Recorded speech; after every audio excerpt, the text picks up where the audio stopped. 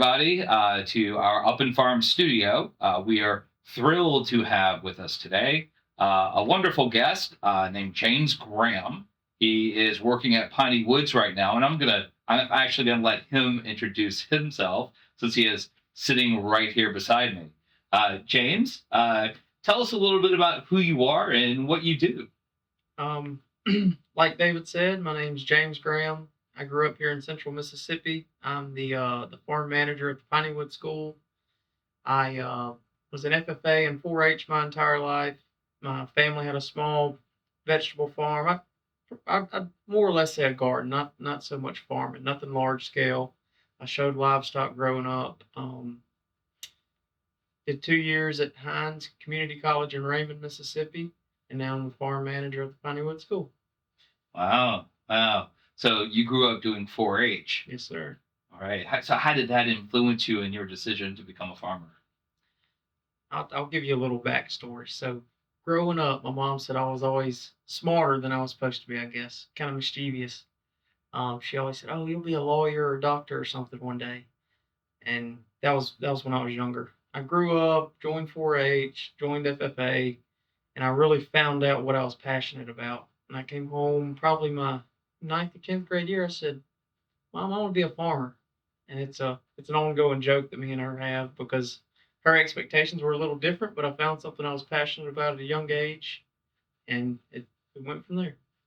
Well, that's great. I think we have enough lawyers in the world already, Yeah, and many lawyers who are now, oh, I think I want to be a farmer. yeah. And whenever you find your passion or your calling or what you enjoy, you know that you don't work a day in your life. So that's how I feel. That's true. Yeah, So you enjoy what you do. absolutely, absolutely. Well, walk us through what you do. What is your day like? Okay. So at the school we have about 50 head of commercial cattle. We have a few registered cattle as well. We have a few goats.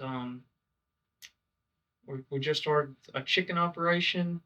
Besides that, we do truck crops or specialty crops. We have two high tunnels right now with intentions soon to start our third one. We have a greenhouse. So day to day tasks, we'll get there, take care of the livestock, check everything. Then second up's of course the specialty crops. Uh, in our greenhouse, we start all of our plants from seeds in there, and then we do plastic culture in the field and in the high tiles. So when you're saying that, I heard a lot of we. Yeah. So who are we? Okay, so I have two guys that work down on the farm with me every day, but there's also some guys on the grounds crew. They come down and help in times of need and stuff like that. So, um, like I said, I enjoy what I do, but it is a lot to do for one person. So I'm very That's a appreciative lot of to my do. crew. Absolutely. How do you working with the students there? So right now we have a program we call Workday Wednesday. Um, Ninth and 10th grade will come down in the mornings until lunch. They'll work hands on with us, everything from planting crops, taking care of livestock, anything far and in between. And then, we all go to lunch. After lunch, the 11th and 12th grader come down and finish any projects we didn't finish that morning or start on new projects. So this is really built into the ethos of Piney Woods. Absolutely. At first I was nervous, so I didn't really have an education background or anything like that. So when they first implemented, I was a little nervous, but in due time I realized quickly, this is wonderful what they're doing. And that reflects back to what I was telling you about myself earlier. Never knew what I wanted to do. I had a great ag teacher in school. Really showed me what my passion was, and I hope to bestow that in the young students that we have at the school today. Mm. So we do a lot of hands-on learning. I don't myself do any type of classroom learning or educational things like that, but more of a lab setting, I guess you could say. And the students are involved all the way from planting to harvest, from young calves to mature cattle. So You have a very large lab that you're working absolutely, with. absolutely, it's a beautiful lab too. Yeah, yeah, wow. And there's a lot of room for experimentation there, Yeah, I yeah. guess. So I've been at Piney Woods going on 2 years now, and I'm still learning. I'm not no biologist. I'm not some agronomist. I don't do everything perfect, but we do well. I'm learning every day. So some things I did last year, I'm not going to do this year. Some things I did last year worked, so I'll do them again this year. So we're just learning as we go. Yeah, we talk a lot in our workshops in general about you, if you want to be a farmer, you really have to be equal part artist and scientist, Yeah. So right? so there's a famous quote. It says, once tillage begins, the dance finally starts." Because there's so many moving parts, especially in crops. I mean, fertilizing ratios, crop rotation, companionship, pest pressure, disease pressure. I mean, there is a lot of science that goes into it. So the um the general idea of a farmer, they think of an old wrinkly man that's been in the sun his whole life that isn't very smart. Typically, is the stereotype they get, but there is a lot of science behind it. A lot. Absolutely. And there's so much science behind it. And I think that's one of the things that can be really overwhelming for farmers is that people don't realize that it's a lot like being a doctor when you're going into the operating room. But when you go into the operating room, there's going to be an anesthesiologist. There's going to be Nurses. nurses, a neurosurgeon, heart specialist. There are all kinds of different specialties in there, depending on what needs to be worked on. A whole support team, and it's the same in farming. Yeah, Like, absolutely. there's so many. Horticulture is different from entomology. Yeah. These are very specific disciplines that require a lot of knowledge and information and experience to build up. And so you really have to be your own scientist Yeah. out there in the field. So one thing that's forgot, we can go back to way, way long ago. Um, you know, before agriculture, everybody foraged for their food. So because of agriculture, mankind has been able to build infrastructure, build cities, build towns, and stay locally um, local to one area instead of having to travel and forage. It's something that's commonly forgotten. Mm. Well, that's right. And I think one of the things that we also forget is we're working with nature, but we're working with it in an artificial way. We are working with the natural cycles of nature to help it function at its best in a way so that we can survive, so that we can eat from that. But we're not just leaving it out on its own to do its thing. We're cultivating it in a way. It has certain rules that we need to follow and respect, and sometimes you know come to understand because they're very complex. Yeah. So I will tell you this, it is a lot easier to work with nature than against nature. So you hear all the time, well, it's planting season, got to get plants in the ground. You have rain on the way, or it just rained, the fields are too wet. I mean, you work hand in hand with nature. You work with what you got, and it's best to, like I said, not take away from nature, but you got to put back what you take away. So when the Piney Woods School first started, kids were a part of working in the field on a daily basis. Yes. Is that correct? Yep. And that over time that changed a little bit and then became more classroom oriented. Mm-hmm. But recently, there's been much more of an effort to help integrate people into more of a hands-on experiential learning environment. Is that correct? Oh, absolutely. Like you mentioned, when the school first started, the entire campus was ran by students. They cooked every meal. They worked the fields. Of course, they had supervisors or teachers in place to educate them and so on and so forth. But they truly ran the campus.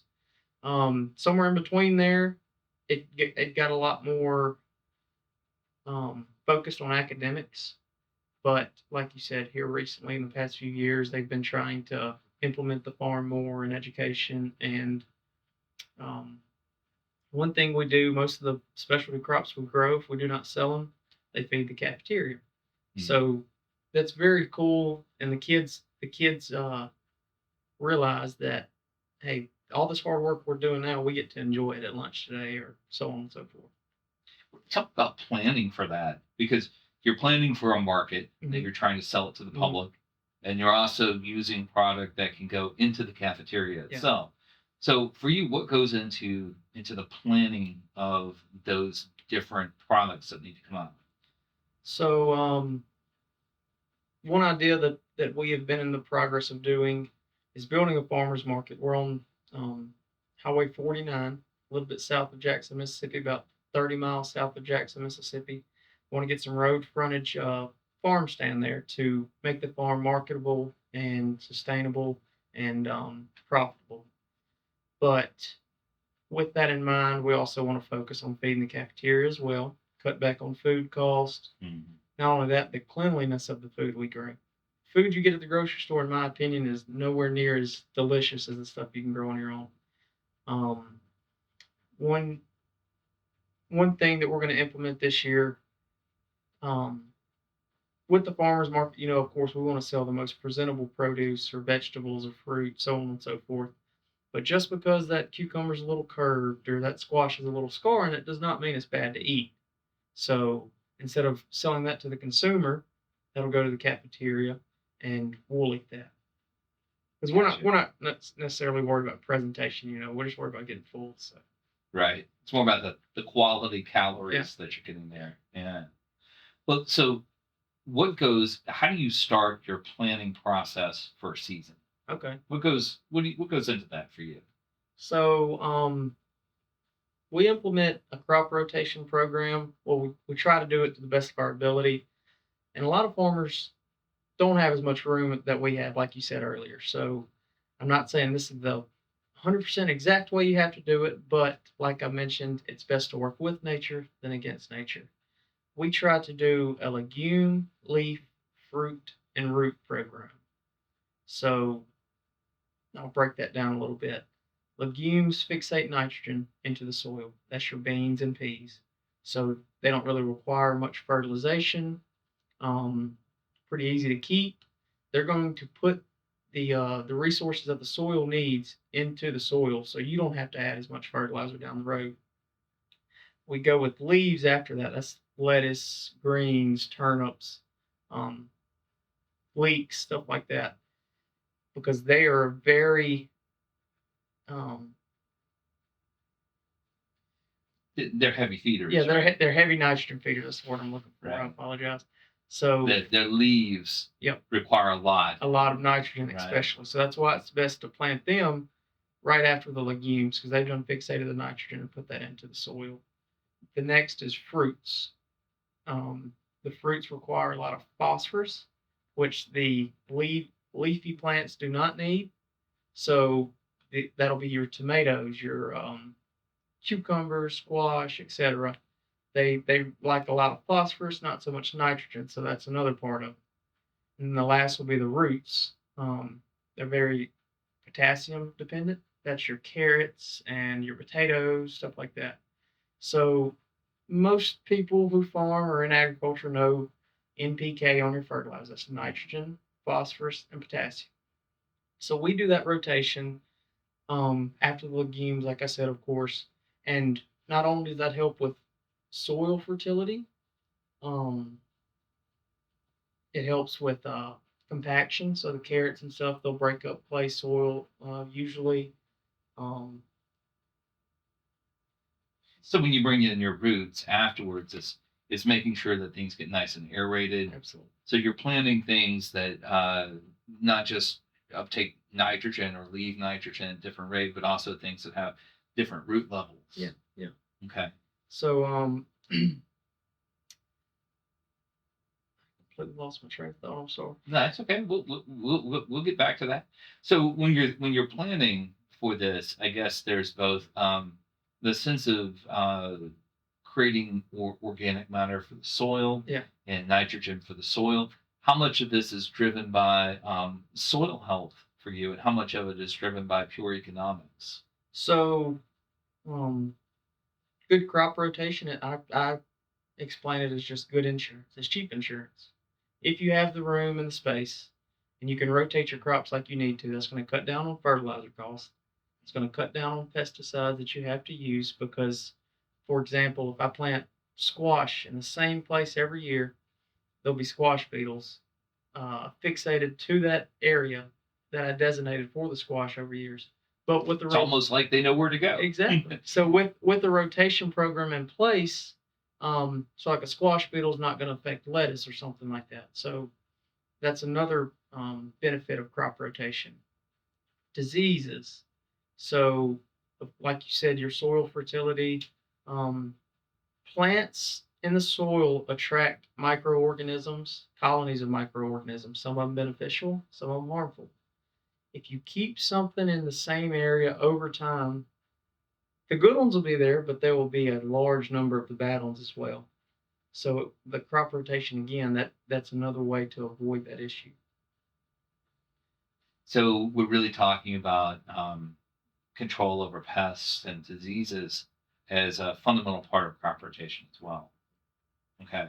So it's like if you are planting in this area consistently and you've got pests and they're going to come and they're going to know exactly where to go all the time over here. But then you plant something else here that they don't like, Yep. right? And they're going to want to leave because the thing that they eat is not there. So the farther away you can plant that other thing that they like, the better. Um, to create obstacles, obstacles of time and distance for them to have to find that food source Absolutely. to give you enough time to get your crop out. And like I said, that's going to cut down on costs, your time, so you can take better care of what you have in the ground when you don't have a abundant of pests or diseases or anything like that. Um, Not only is crop rotation important, but um, crop families are important as well. So, um, cucurbits, for example, there's over 900 species. They're like I said, they require a lot of phosphorus. Um, if I plant that in the same spot every year, I'm going to be putting so much in fertilizer costs, especially phosphorus costs, that it's not going to be cost effective for me. But if I can rotate those crops like recommended, it'll cut down on that price. So that's why I recommend. That's why I use the analogy of good insurance, pretty much. Gotcha, gotcha. And while all that's happening up here underneath the soil, that's where a lot of diseases form. Yes. These soil-borne diseases, and they'll stay there. For some diseases, it could take 12 months or up to 5 years Yep. for those diseases to purge through the system. Yeah, absolutely. Yeah.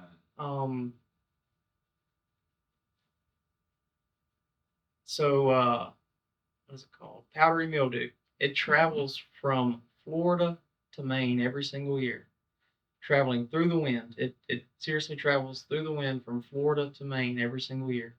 With proper crop rotations, proper soil amendments, is a good way to avoid that. And with crop rotations, like I mentioned already, you don't have to add as much fertilizer costs, pest costs, disease costs, etc. But if you don't have the space in the area that a typical farm has, soil amendments are very important in your crops. So a gardener has a 10 by 20 raised bed. They can't, they don't have room to plant a tomato here every 4 years. They might do it every year, every 2 years. But with proper soil amendments at the end of every growing season or at the beginning of every growing season, that's going to help you get a successful crop. What do you mean when you say soil amendments? Tell us what you're talking. Any type, well, I wouldn't say any type, but good organic matter. So wood chips, compost, even cover crops. Anything tilled back into the soil to add organic matter back is a good soil amendment. But that's also some of your natural fertilizers like chicken litter, stuff like that. So you mentioned cover crops. Yeah. Do you do cover crops at all? So like I said, this is my second year at the school. This past winter we did clover in one of the tunnel houses. So clover is a legume; it fixates nitrogen. Now I planted squash in there this year. Um, People also recommend turnips and various things to break up the soil, like I mentioned earlier. Your root crops will do for less compaction, things like that. But all the clover we had in that tunnel, we tilled it back under, let it compost itself. It added organic matter back to the soil as well as nitrogen back to the soil. Now, is one of those a winter kill or is it like a green manure? And what's the difference between those? You know, I don't know. Winter killing it. I'm not sure. So I guess there's a uh, how do you does when you've got a winter cover crop Okay. like that, does it die from the cold? Some of them will. A bunch of cereal grains are kind of cold tolerant. Clover, if you get a good frost on it, it will kill it. But there is varieties that are more cold hardy. Um, So how do you come in and terminate that? so what we have done this past year, we tarped it. Just didn't spray anything, nothing like that. Tarped it, let the clover die, worked it back into the soil. Okay, okay, um, okay, yeah. So and you saw good results from that. Like I said, we'll see. Give me a few more months. I just planted the squash a few days ago, so give me a few more months, and I'll let you know if I'm gonna do it again this year or not. Okay, all right. So you went from so what did you have in there again? So the top tunnel house, last year it was, let's see, I did cucumbers and tomatoes, Okay. and then cover cropped, and then we did summer squash in it this So year. you had cucumbers and tomatoes, and what kind of cover did you have? Clover, Close. crimson clover. Yes. All right. So cucumbers and tomatoes. Yep. And then you went to clover. Yep. And now you're going to. Let me rephrase that. Okay. So that brings up another topic. Okay. Yes. I brought up companion planting earlier. Cucumbers and tomatoes actually do not like growing near each other. So it'll cause Okay. cucumbers to be misformed. It'll cause tomatoes to have an oblong shape, almost a cucumber shape, not very uniform, Mhm. and it's a lot to do with pollination issues. So when I say cucumbers and tomatoes, I had two tunnels. I had a You cucumber had tunnel, yes, two separate tunnels. and Yes. Okay. All right. yeah, They were in. They were driving to the prom in separate cars. exactly, but yeah, Not as a date. yeah. Okay. And that comes back to the topic of, people might not have adequate space. When I say crop rotation, I'm not saying you can't plant. You got to plant it a mile apart. It's not what I'm saying at all. A 10-foot buffer zone is plenty. It's plenty, especially if you add soil amendments every year. Um, one thing that crop rotation is focused on is corn and soybeans. Most of the studies are. So that's the big farms. They practice what's called monoculture, Mhm. one type of crop grown in this field at a time. So there's a few studies about vegetable crops and crop rotation. Some people say it's necessary, some people don't. I believe it's good practice. It's cheap insurance, like I've already mentioned. Um, if you cannot do crop rotations on a small scale, it's best to implement polyculture, which most people do. That's multiple crops grown in the same area. So when you have one field with nothing but corn, you can imagine the hornworms, the corn earworms, they're going to be fixated to that area. If you have multiple crops in the mix, multiple rotations, you break up their life cycle. So it's a good IPM, integrated pest management system as well. So it's a diversity of crops Yes. in there that really can bring in. It keeps a balance in place, right? So, the diversity might invite natural, what we call beneficial pests, Yeah, right? yeah. Beneficial insects who are going to prey upon some of these other insects that might be eating the plants, Yeah. right? So, the more diversity, the more of a balance you have in nature between those forces, and it will sort of naturally take care of that to a large degree, Yeah. not completely, but to a large degree. Yeah. It won't allow one thing to become dominant, such as a disease or a pest. Absolutely. So a bunch of people plant herbs and stuff near their tomatoes or cucumbers or something like that. That's very that's not very pest tolerant. And a lot of your herbs like oregano and thyme, rosemary, they're actually a natural pest deterrent. We haven't Mm. practiced any of that yet, but I do intend to in the future. Um, Again, that goes back to cost. It's a double whammy. You're getting fresh herbs, not having to use much in pesticides or anything like that. So there are things that naturally attract or repel Yeah, certain absolutely. things, Yeah, including from the smell yeah, of the plants, yeah. you know. And we're not always necessarily talking about the things you eat.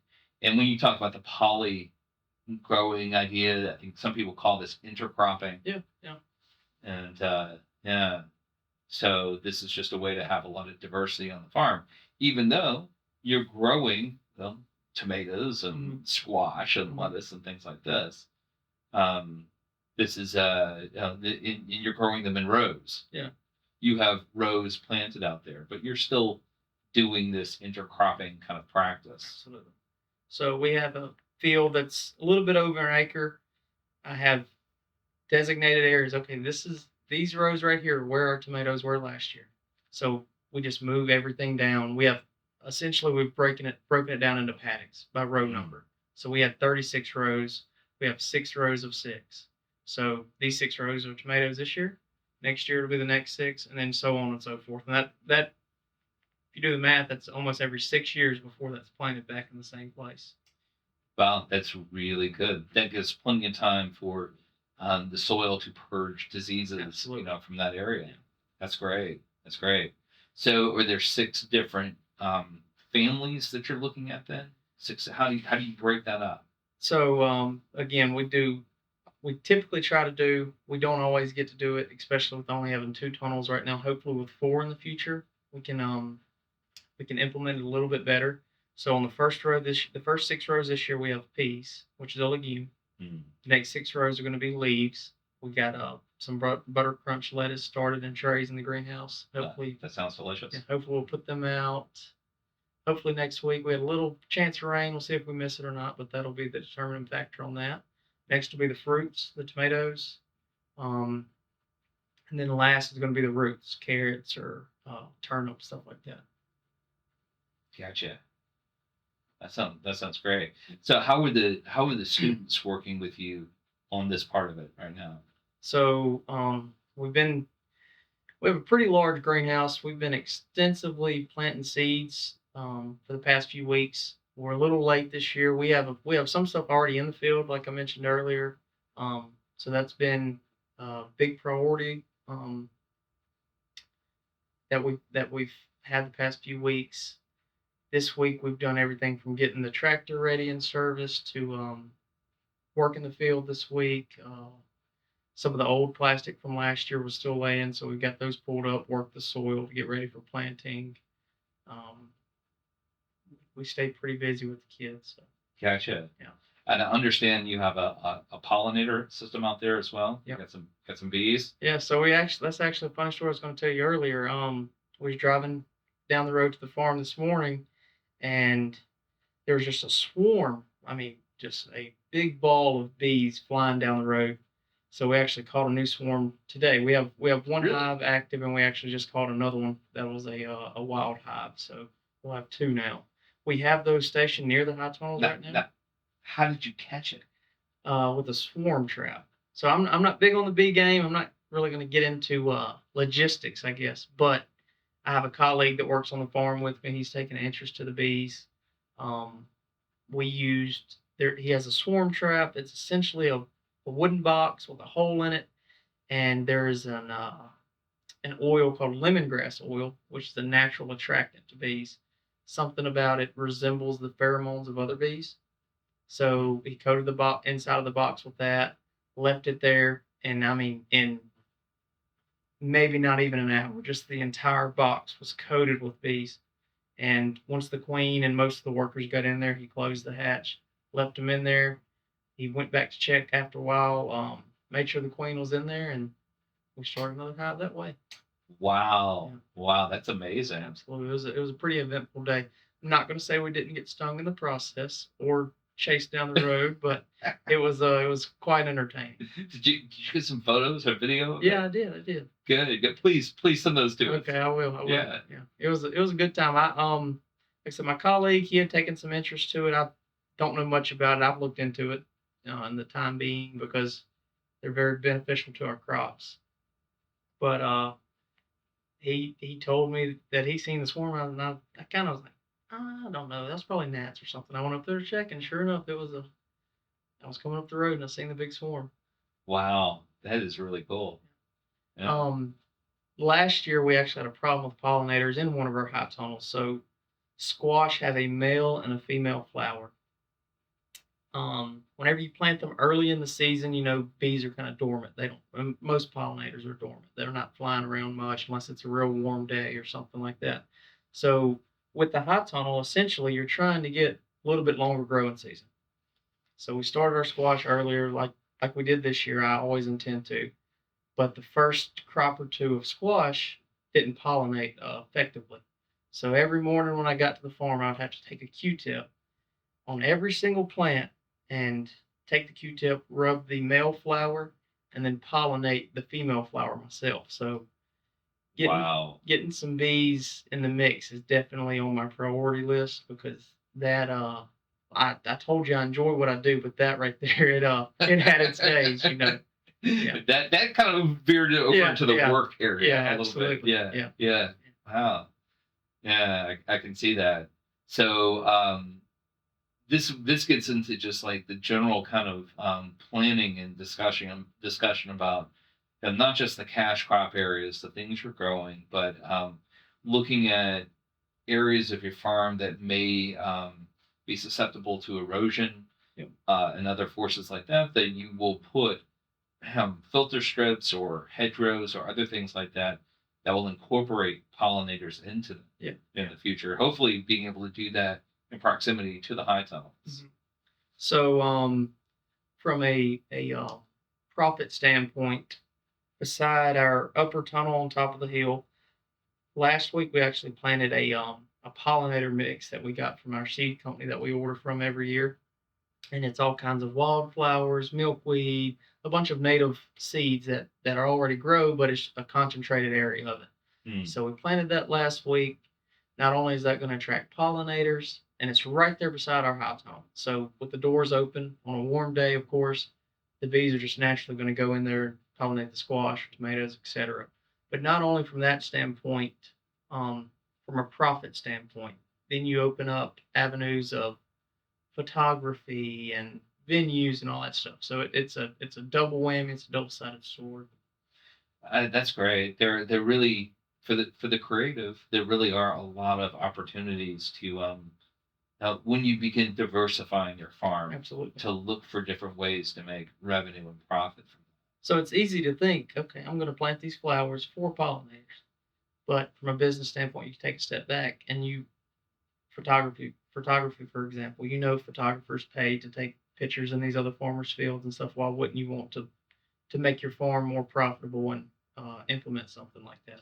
not only if you can incorporate some cut flowers Absolutely. into that possibility, it's a lot easier to sell a bouquet for $30 than a rose for $1 a piece. Or a squash for 65 cents. So. That's right. That's right. So there's some great potential there. Yeah. Absolutely.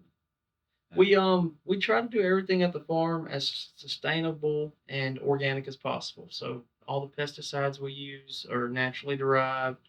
All the soil amendments we use have been naturally derived. For weed control, past few years we've been using horticulture vinegar. It has a very strong smell, and I cannot stand it, but it does a good job at killing weeds. It does a very good job. Wow. Okay. That's great. I'll look forward to coming back out and getting some more footage of the farm over there. Yeah. So you guys have been out plenty of times, and I enjoy hearing what you guys have to say whenever y'all bring in professionals at the farm. I'm always listening. I think it's important to always learn. The day you stop learning, you know too much, I guess. But I'm always trying to learn, and I enjoy working with you guys and everything y'all do. So. Well, I think we have a lot to learn from your experiences, and you being a quiet mad scientist of your own. Yeah, in essence, and I think we in the community as a whole have a lot to learn from your practices, and the discoveries you're making, and the mistakes that you make along the way, and your successes. Mm-hmm. That we that's a great way to teach the community and the kids to be a part of that. I didn't mention earlier, one of the most interesting things to me. The school is a boarding school. We have kids from all over the world that go there, and some of them actually have a background in agriculture in their home country, and they'll explain to me what their parents do or their grandparents do, what kind of livestock they have, and it's cool to see the comparisons of stuff we do similar and stuff we do completely polar opposites. Now all that has to do with varieties and climates and all that stuff, but it is a very cool thing to learn from them as well. It is really interesting. A lot of the things that we are gravitating more toward in terms of farming, especially for specialty crops, are much more in sync with the way that some farms in other areas of the world work. A Absolutely. lot of smaller farms that are really, just more traditional people who are just going out there and being very creative, very inventive, and working, as you say, with nature Absolutely. instead of against it. So it's conventional agriculture. It's absolutely necessary. I mean, it feeds the nation, but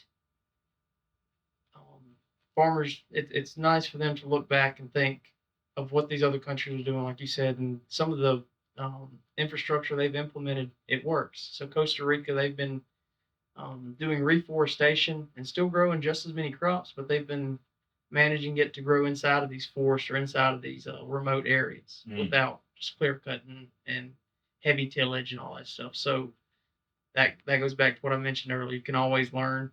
I know some people, they get stuck in their ways. Oh, I've done it. I've planted this variety. I've done this for 60 years. This is the only way I'm going to do it.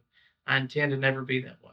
If it works, I'll definitely do it again. But if I see something that works better, I'm going to implement that. Well, that's the mind of an artist right there.